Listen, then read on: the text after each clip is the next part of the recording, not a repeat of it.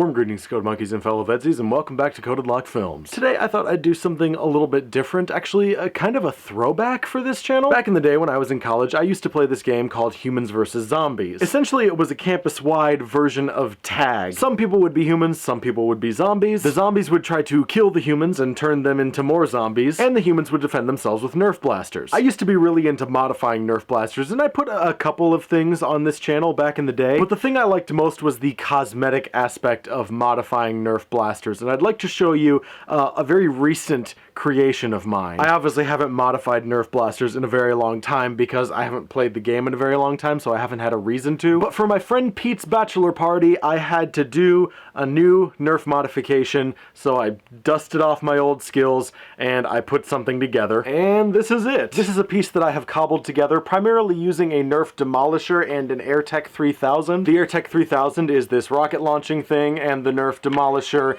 is the flywheel blaster that is inside of the overall piece. For those of you who are familiar with Warhammer 40k, you will probably already recognize this art style. For those of you who are not, Warhammer 40k is one of those tabletop wargaming miniatures games. If you've ever been into a game store and you see a big table full of a bunch of like foam scenery with a bunch of little figurines on it, there's a good chance that what you saw being played was Warhammer 40k. My buddy Pete plays Warhammer 40k. Specifically, he plays as the Orcs, O-R-K-S. The Orcs are kind of the comedy relief of the setting, and their overall look is very sort of ramshackle and cobbled together, which is what I tried to replicate in the creation of this. I'll take some detailed pictures and kind of overlay them over myself talking. The cosmetic work on this piece was achieved through a combination of epoxy putty, a very, very large PVC tube, and a bunch of EVA floor mats, which are those foam mats that you see that have like puzzle piece edging on them that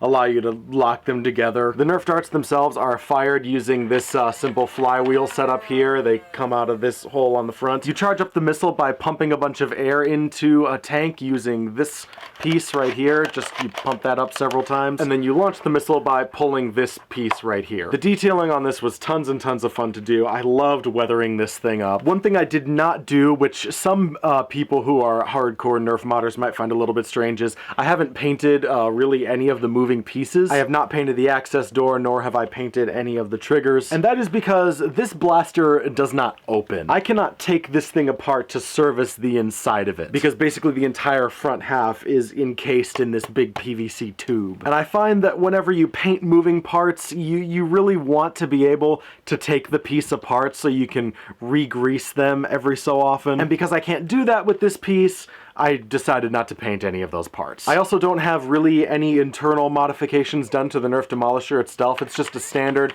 stock Nerf Demolisher. I haven't put in any special flywheels. I haven't done any voltage mods or anything like that. It still uses the standard 4 AAA batteries, although I did create a custom battery door for it. And the reason I didn't modify any of that stuff is because I do not have the tools nor the skills necessary to modify anything electrical. So it's just standard Nerf Demolisher performance, standard AirTech 3000 performance. Really the whole point of this project was just to create something that looks really fun and cool, and I think I did a pretty decent job. As I said, I really don't make this type of video very often, but if you are interested in Nerf modifications and that sort of thing, you can check out this channel, which I have linked here and in the video description. The guy who runs this channel is named Drac, and he does a ton of really, really awesome, just next level Nerf modifications, like far, far beyond anything that I'm capable of. It is from him that I started learning how to modify Nerf blasters back in the day, and I also learned from him the best ways to make paint last